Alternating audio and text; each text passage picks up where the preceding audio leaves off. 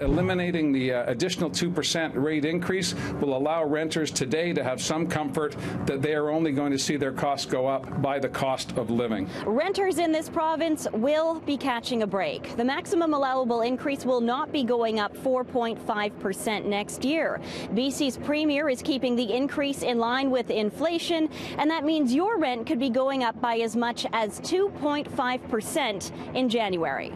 Now, we recognize that supply is key to bringing down rental costs in the long term, but renters have told us that they are hurting and they need help today.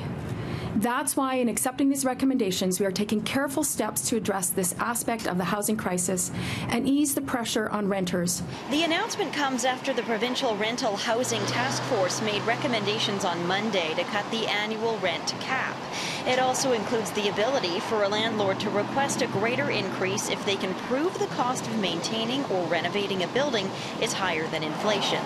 Landlord BC is concerned with today's decision, saying it could limit the ability for managers to maintain properties. Expenses are increasing. We have a supply crunch in terms of rental housing. So, there's pressure on everyone. So we understand, what the Premier and Housing Minister are trying to do.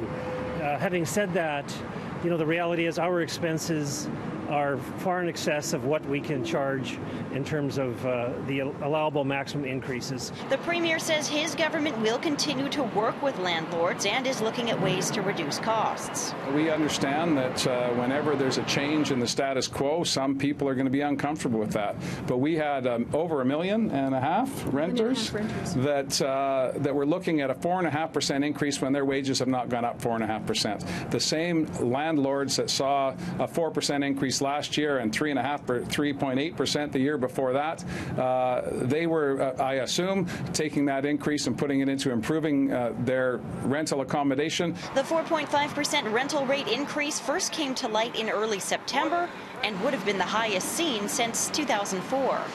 In Vancouver, Andrea Macpherson, City News.